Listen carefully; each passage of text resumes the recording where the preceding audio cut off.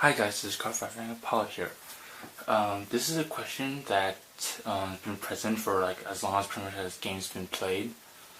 I usually stick with my method, but a lot of people are talking about how they do it, so I thought it'd be a good idea to try to get more people's opinion about how they do the perfect shields number.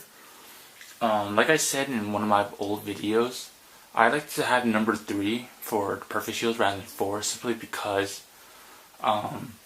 with increasing number of perfect shields in your deck, there will be a better chance of you drawing to them, which is true, but there is also a chance that that will be the only grade 1 that you'll have in your hand, or you'll have like 3 of them with 2 cards in your hand, or a number of other situations where having perfect guard in your hand isn't exactly the best situation.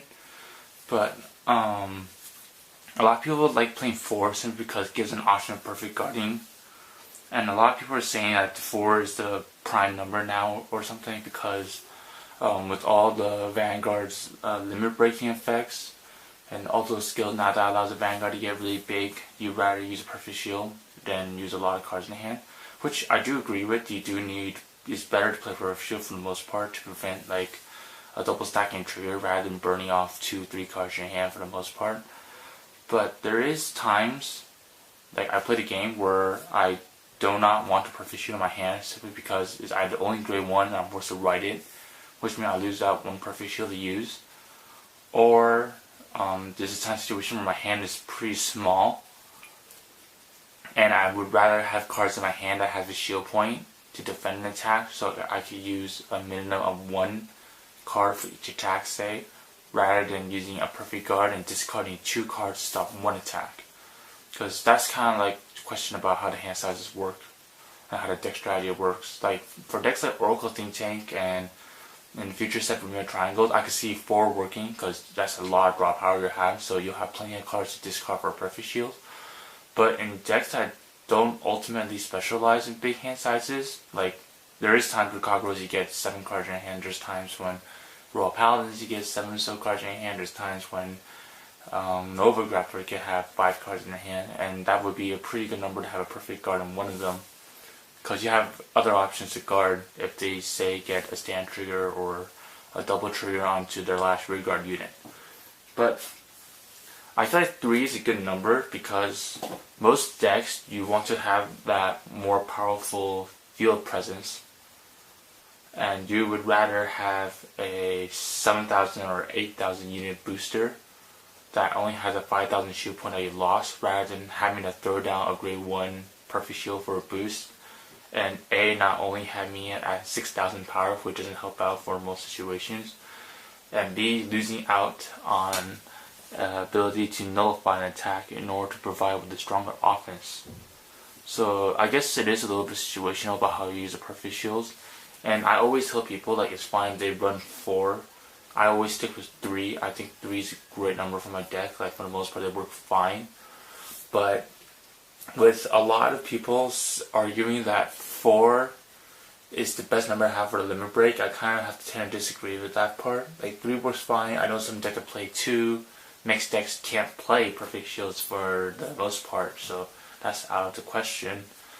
So I guess my question to you guys is how much null guards do you play in your deck? Like, does having 4 work, you think, in your deck? Does 3 work? Are you playing a mixed deck and you're not playing any perfect guards?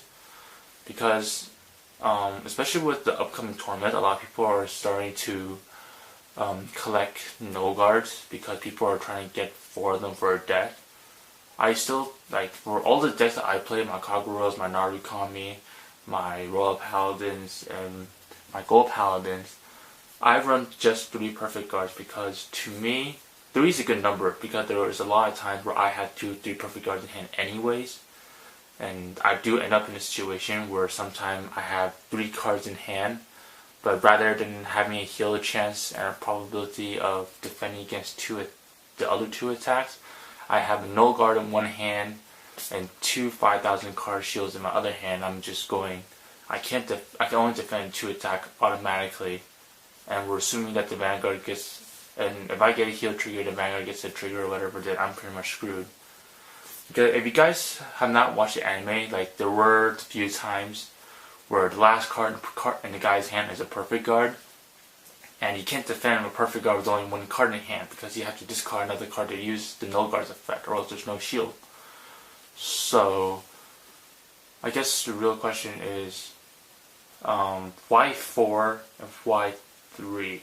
My argument for 3 is already in one of my older videos if you guys choose to look down upon my channel on the advanced play on number of perfect guards. But for those of you guys that play 4, I want to hear your explanation of saying why 4. Like, I do know the limit break gives the Vanguard a plus 5,000, the Vanguard can hit 20, 25, and now most reguards can hit 2,000 now with the plus 2,000 grade 3 units that are being played. But I find if you have a big enough hand, it doesn't really matter if you have a perfect guard or not. And when you have too small of a hand, perfect guard doesn't help you, because then you're tossing out more cards to defend against one attack rather than tossing out one card to defend one attack. So just want to hear your thoughts, hear your opinion. Like, I'm probably not going to change my deck the way it is. Like, I've been playing on Beyond for nearly 2 years now, and I think 3 is a perfect number. A lot of people online plays 3 perfect guards, but I do have friends, I do have other people online. Of course, you have those famous people on YouTube that talk about Vanguard. They always say 4 null guards. 4 null guards is the way to go to protect yourself at all costs. But I want to hear your thoughts, really. So like, maybe do a video response or put a comment down below. Like, give me reasons why 4 perfect guards is the way to go from most decks. As far as I see, 3 is still a good enough number to work around with. So yeah, that's my thoughts on the perfect guards here.